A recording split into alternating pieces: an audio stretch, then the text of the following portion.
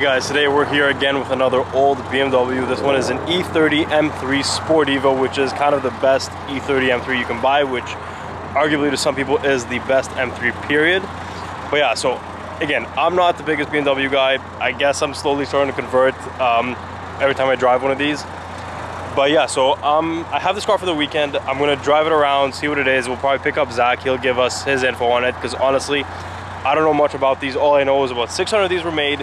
This is like a homologation special car, so it's pretty much based off a race car. It's really cool. Like for example, first gear is down, it's not up, it's a dog leg. But yeah, it's kind of this is the type of car that's like, if you know, you know. But honestly, I've been loving it. It's definitely not a fast car, but it's so much fun to drive. So this thing looks absolutely epic. It does look similar to a regular E30 M3. There's not a lot of big differences. The main difference you notice is this black paint scheme with the red stripe. BBS wheels on this car, which look absolutely amazing, but it's just the minor details you notice, like this adjustable wing right here. And yeah, it just looks so cool. And the interior on this is super clean. You get the bright red seat belts, but you get the really cool kind of like BMW color bucket seats, but they're kind of very old style bucket seats. But this car specifically is in perfect condition. I'm honestly really liking it. So much fun to drive. Not only does the interior look like it's pretty much out of a brand new car, but you really don't see a lot of older cars with Alcantara steering wheels, especially nothing with 130,000 kilometers that looks this good. Same with the shifter. But yeah, just everything's such good condition on this. Let's pop the hood. I want to show you guys the engine, how the hood opens. It's actually super cool. Yeah, let's open it up. Yeah, the 4-cylinder engine right here. This car makes 238 horsepower, which is the most powerful variant of the E30 M3. And I believe it's actually more powerful than the E36 Lightweight we were driving about 2 or so weeks ago. Yeah, I'm gonna drive it throughout the weekend. We'll see what I learn about it, what I think about it after spending, 48 hours, 72 hours even maybe with it. And yeah, I'll just kind of keep filming throughout the weekend, tell you what I think of it. And yeah, just let's see what happens. Okay, we're near the end of the first day with the E30 Sport Evo. We were shooting it with Zach now, taking some nighttime shots. And then he's forcing me to wake up at like 7 a.m. to go do some morning shots before anybody's going downtown. Wow. Yeah. Forcing you to drive a nice car. Forcing me. The world we fucking live in. I know, man, it's a problem. But yeah, so far, I actually really like this car. It's really fun. The only thing is, it is like painfully slow, but it is a lot of fun to drive. I feel like once you're like in, like the third gear kind of speeds is perfect, but to get to there from first, second, it kind of is very slow, as first gear is very short. Once you're in highway speeds, honestly, you're not really going anywhere. But just kind of pulling from like 80 to 120, like third gear is kind of where this car shines. But around corners, the nice thing about this car is pretty much around corners, you can just go the same speed as you're going in a straight line and it still can take it no problem. So Zach is taking his shots. Yeah. How about my tools and back to you? The Neil's manual 7 Series and the E30 Sport Evo. Yeah, so we're in the car, waiting for Zach to get a shot. Oh my god, it's pretty sick though. Neil behind us in the 7 Series. Manual 7 Series with that. But yeah, Graffiti Alley, pretty cool with this car with the black. It's really hard to shoot a black car at night, so with the colors and the contrast, it looks really sick. Yeah, so we definitely should not be driving here. We randomly just drove this into like a random like walkway, but the car fits. It's like 1 a.m. There's nobody here, so why not? But yeah, looks freaking sick right now with these like lights on the floor. Honestly, it looks like the display when you choose a car at a video game or something. Yeah, Zach getting the shot. Looks so good with a black car here. Normally black cars are so hard to shoot, but just hold the cool lights around, it just actually makes it look so sick, the reflections off the car. It just looks like this is the right car to shoot in a place like this. Worked out so well. We are back in another car that I did not know much about before I kind of took it. E30 M3 Sport Evo. This is the first E30 I've ever driven. I really pictured it to be something more like a lighter version of the E36 M3 lightweight that we drove a few weeks back. But it's actually kind of the opposite of that. It's the opposite of what I expected. I got it in immediately. I felt everything just feels heavier, like in terms of like the clutch and the steering wheel and the shifter, and everything just feels a lot more heavy. But it's not as a bad thing. It feels a lot more steady. I found the other one was a little bit more loose, and it just, I don't know, it just didn't feel as tight as you'd want a sports car to be. And I was kind of saying that that car was more like a collector piece, that I get why it's worth the money, but it's not the driving experience. This car, actually, I do understand it, and I do see the driving experience aspect of it. It is super fun to drive. It's very nimble. The only thing is this: it is painfully slow. It is like, by modern day regular car standard, like Honda Civic standard, it's still not fast. So that's the only thing you gotta get used to, is you're not catching up to anybody in this. You're not, don't think about high speeds. This car, what I noticed is an acceleration, first gear is kind of short, second gear too, third gear is the only gear that kind of feels like you have power, because like the range of speed that you can get in third gear is pretty good, and you can really kind of, you know, the acceleration from like 80 to 120. After that, there's just not a lot of power left once you change it to fourth and fifth. But I kind of started playing around with this car, taking it on the highway, taking it on side streets, taking it on a lot of different types of roads. And I get the point of this car. This car, it's not for, like, honestly, I wouldn't take it on a highway if I owned it. This is just, you can just rip through corners. So the thing is, this car feels incredibly steady, incredibly stable, very balanced. Like, it just feels very planted on the ground. So you can just kind of, the same speeds that you're going in a straight line, a turn comes, you just crank the wheel and you just make the turn at the exact same speed, and the car will grip. It won't understeer, it won't oversteer, it will literally just grip. It's like it's on rails. This thing is absolutely incredible handling, and I was so shocked by that. And it's so small, so it just feels like you're just driving a go-kart around. Now, the one thing that really threw me off kind of with the car that's really weird, so the gears, like the throws are so far, but the gears are so short. So like, even though it has nothing to do with each other, you just kind of associate that if the gears are long, you're not gonna have, not even really not gonna have to change, but it's just weird that you literally have to change every 2 seconds. It's such a long throw, even though it has nothing to do with each other. It's just kind of a weird feeling. But yeah, the one thing with this car is you can kind of start to feel that it is 30 something years old. The interior, even though it's very simple, it does look very outdated. But this specific one is in perfect condition, so it's very clean, very nice. Yeah, you can feel, but it's not in a bad way. Like, we drove a 30-year-old NSX the other day, that drove brand new. This just feels like you're driving something classic, which is a part of the appeal of the car. That's what you're gonna want to drive. That's what you're gonna want to try out. But it is a car you're not gonna be taking out, you know, on a daily basis, maybe not even on a weekly basis. This is a car you're probably gonna want to have in your collection amongst a lot of other cars, and once in a while you're in the mood for this, and this is what you take out. But this is definitely not like your one nice car that you're gonna have as like a weekend driver, because I feel like it's probably not gonna be that reliable, and also just, it's a tiring car to drive. It's a lot of work to drive this, but it is very fun and it is very rewarding. Now, the prices of these things have gone crazy. So I know in 2021 at RM Sotheby's in Arizona, one sold for $212,000 USD. And that's 2021. That's before the car market went absolutely crazy.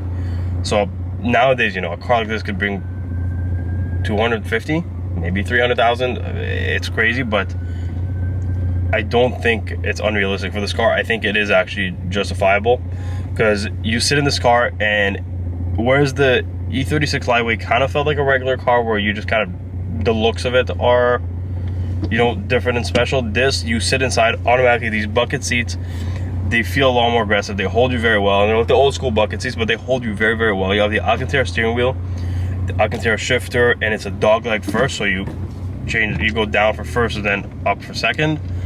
So it does feel different than any other car to drive, and you are feeling like you're driving, you know, a race car for the road, which is kind of what this is. It's a homologation special. They made 600 of them, and you know, anything with a racing heritage like that, you're definitely gonna be pulling some good money, and that's exactly what this is. And again, this car has no AC, just like the E36 Lightweight. So even a day like today, it's not that hot outside, but right now that I'm filming with the windows up, it is getting pretty bad. I do think, yeah, it does have a radio, But yeah, there is like certain comforts, but you do still feel like you're in something that's kind of a race car made for the road. And the craziest thing is, I don't think it looks as special as the E36 lightweight, but I think it looks better. I don't like, you know, to a normal person, you see the E36 lightweight, you're probably gonna think that's something more special, which arguably it is. But, you know, I've been parking this car place and just looking at it, and it's like a simple design, but it's got like a lot of weird attention to details that just makes it look so good, and especially in the black, because they came in black and red, and the black that has the red like little accents, it just looks so clean. I'm never a fan of black cars because they just always look dirty and stuff, and you can't really get good pictures of them. But this car in black looks incredible, especially at night. We took it out places yesterday, and with some cool lighting and stuff, this thing looks incredible. And that's why I think, again, with these old BMWs, yeah, the driving experience is great. This one it does feel very special, but a big part of the appeal is this is something that you're going to put in a car collection. This is for a BMW collector that's going to have a few of the significant BMWs. You're going to be looking at the car more than you're going to be driving it, and they really look the part, especially with the headlights on. It just, like, people that don't know about cars, like random people, yesterday we were driving around downtown, and just people coming out of clubs and stuff were complimenting the car, and they're loving it because it's just like a cool classic car. To them, it's like kind of an artsy thing. But even though people do really like it and people do compliment it, it actually gets less attention, I think, than the E36. Because the E36 does have the bigger spoiler, the stripes, and it's white and colorful and this and that. So this, you are actually kind of low-key. Most people don't acknowledge it, but the people that do acknowledge it are loving it. So it is kind of nice to be low-key in a car like this. But I do wish it had a little bit more power, because this 4-cylinder has... So this is the most powerful version of the E30. Of the E30 M3, and it only has 238 horsepower, which honestly I actually thought would feel like more in this car. This car doesn't even feel like it has 238 horsepower. But again, this is not a car for straight line speed to drag race or something. This is like a fun car to just throw around corners, just kind of feel also, you don't feel the mechanics of the car. It's a very raw car, not a lot of assists or anything. And just, you do feel like you're in a special car when you're inside it, so I think that's more of the appeal of the car. And I have really been enjoying driving it around the last 2 days. So I do 100% get it. It's not about the power. This is not fast by modern standards. I don't even think it was fast by standards back then. But it's just a really, really fun car to drive. Okay, so we're going for a quick drive with some friends to get a coffee. But the cool thing is that F430 with us is actually a gated manual, and it's a Spider, which I believe either 5 or 15% of production was gated manual. I honestly didn't even expect it to be manual, and then like I randomly looked inside and I saw it, so that's pretty freaking sick. So we have the M3 here in the gas station, the gated F430, C6 Z06, the Cobra, and the 458. You guys gotta hear the exhaust of this thing, it's freaking wild. That's sick. So this 430 Spider, gated manual. I didn't even think about looking. This thing is so rare. Freaking crazy.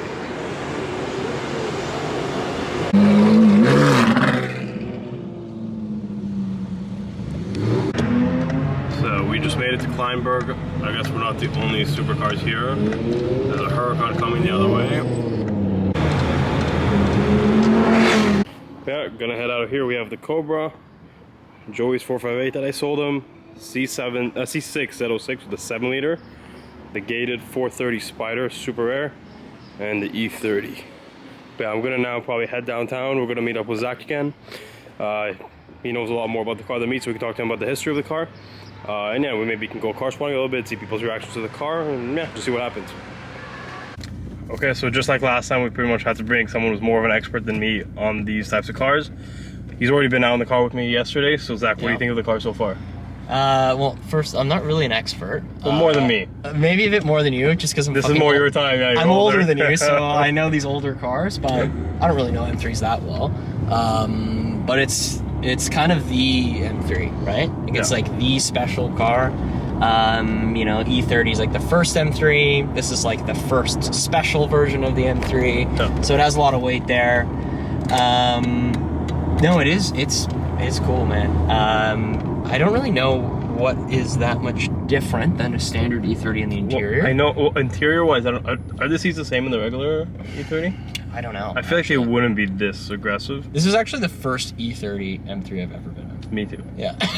So, and it's a Sport Evo. Yeah. It's the first E30 period I've ever been in. Yeah, but it's like, yeah, you know, people, they, you know, pursue the first M3 that's like a collector item, because it's like, obviously, you know, super important in like sports car history, and this is like the special version of that. So it's pretty fucking cool, man. Yeah. And it is painfully slow, but it is the most powerful version of the E30 M3. Yeah, like, does it have like 290 or 280 or something, or less? 238. 238? Yeah, which is funny because I think Neil's car, the 325 IS or whatever he has, I think that has, because that one's a 6-cylinder, this is a 4-cylinder. So I think that one actually has a lot more power than this. Yeah. So what, they made 600 cars, black and red. Black is like I think red is rarer, but I think the black is cooler. Black is cool because red just looks like a regular, I guess, E30. Right, M3. yeah.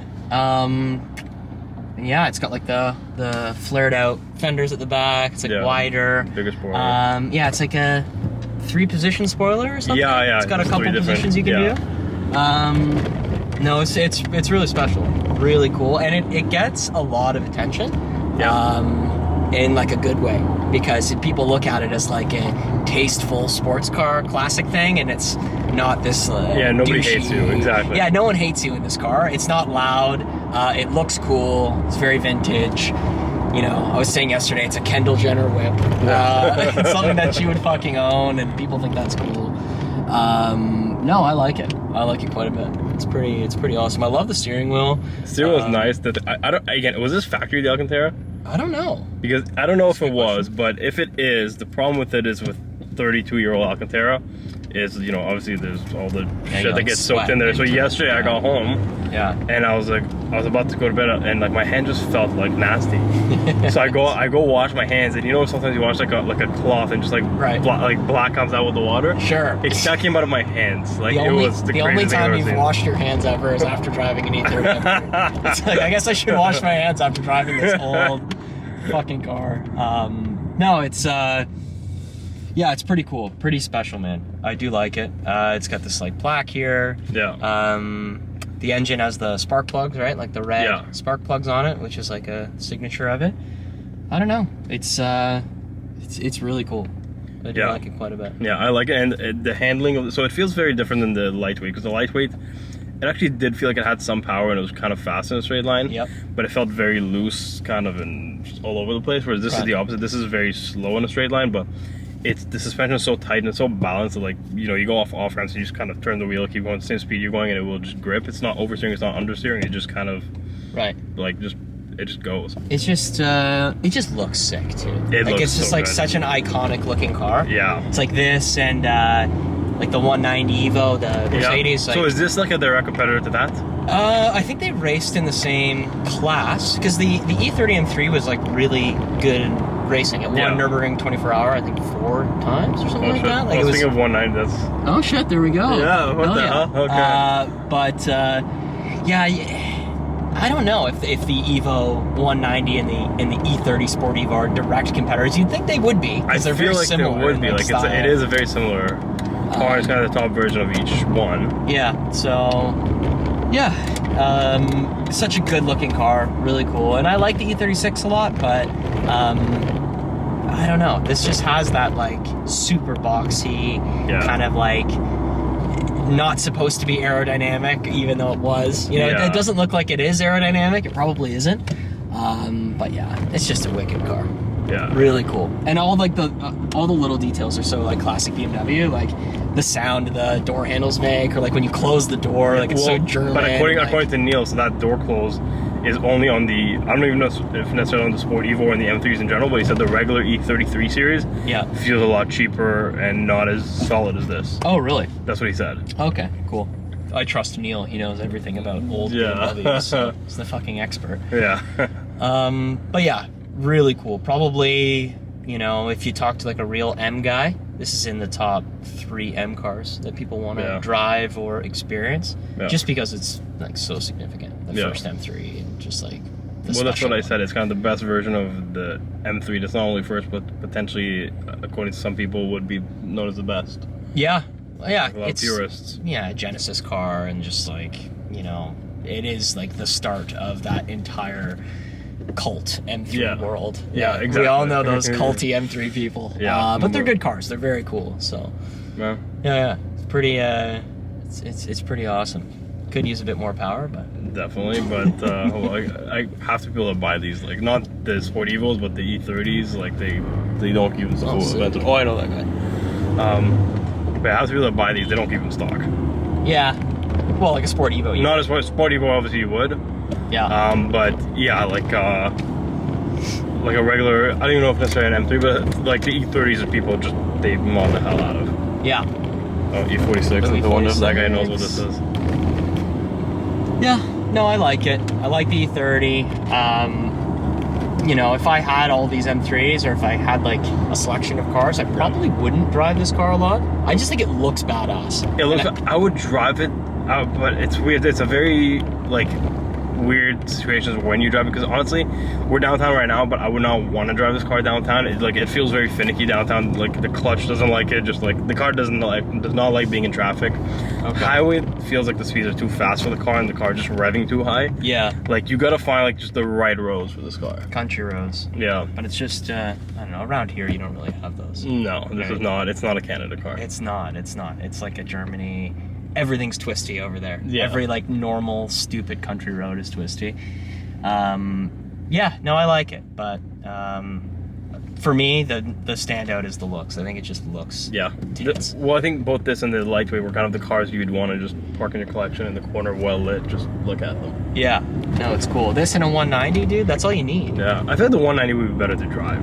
Yeah, and it also looks more dramatic. The wing is way bigger. Wing, yeah, and it's wider, and it just, But they are very similar. Well, yeah, no, good car, and I don't know. That's all I have to say. I don't really know much about it. Yeah, so I've done so much driving now with this car, but look, what we were saying, look how good this thing looks. So we're downtown right now, parked up with like a black wall background. This thing looks freaking epic. It just looks so good, but just the driving, especially in a big city like Toronto, you know, especially downtown, it just a little brutal. The car doesn't really like it, but it just looks so good. I don't know if I showed this already in the video, but this is the 4-cylinder 2.5 liter engine with 238 horsepower.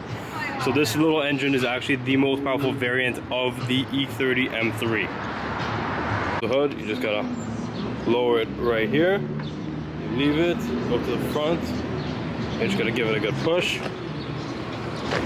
And it's closed.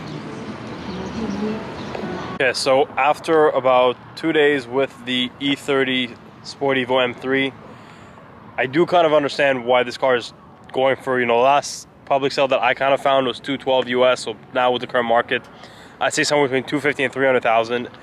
And when you really think about it, it sounds like a lot of money, but it's not as much as it sounds like, because 250, 300 grand nowadays, you can get like a 911 turbo. You can't get really any Ferrari. You can't get anything in that category. So you get a 911 turbo. 911 turbos are notoriously like known for depreciating like crazy, and there's going to be a ton of them everywhere you go. The cool thing with this thing, it's not as fast. No, performance is definitely not like something like that, like a modern car you would get for 250, 300 grand. But it is just as fun. I mean, it's way more engaging. It's way harder to drive, which just kind of makes you more involved in the whole process. And you get a different type of attention. Nobody cares anymore about these, you know, $300,000 supercars, because they're pretty much everywhere. This, nobody sees around. So this, everyone that makes eye contact with you either nods, gives you a thumbs up. Everyone just loves this thing. You feel a lot more special, and you're really not going to see another Sport Evo randomly driving around. So you kind of feel a little more special with what you spend your money on, because nowadays you spend $300,000 on a car, a new car, nobody's paying attention to you. So this, you're going to have more attention, and it just looks so freaking good. It's you know, it's already aged. You're never going to lose $1 on this, and you have something that's, I don't know if it's going to be $1 million car in the future, but this is like one of the best collector pieces for anybody who's into BMWs. This is, you know, like Zach was saying, this is probably top 3 BMW M cars made. Very, very iconic. Looks absolutely incredible. I had such a good time driving it. It's definitely, you know, you do want to drive it in the right situations in the right place, which maybe Toronto was not the right place for it, but I did get a lot of enjoyment out of it still. But yeah, it's a very, very special car, very different than like the E36 lightweight. And I'm going to keep going through a lot of these BMWs, a lot of these older German cars. We'll keep doing videos on them, you know, every few weeks. And I'll kind of see what car is what car's worth the hype, what car's not. But yeah, I do really like this. It was very different than what I thought. It was really fun to drive, but it was very slow. I thought it was going to be like, I don't know what I thought it was going to be like, but I thought it was going to be a lot more aggressive. But it was a ton of fun. It looks amazing. And yeah, so that's pretty much it for the video. I'm going to have probably 1 or 2 more videos this week, or if not this week, then this weekend. And then 2 weeks from now is Montreal Grand Prix, so we'll do a lot of stuff then. But then the weekend after that, I'll probably take another car, another German something to try out for a weekend. But yeah, please, if you guys liked the video, please subscribe. Again, I know this probably wasn't the most informative video about the E30 because I'm still learning on it myself, and I'm learning by kind of taking these cars. But yeah, please subscribe if you like the video, and I'll see you guys next time.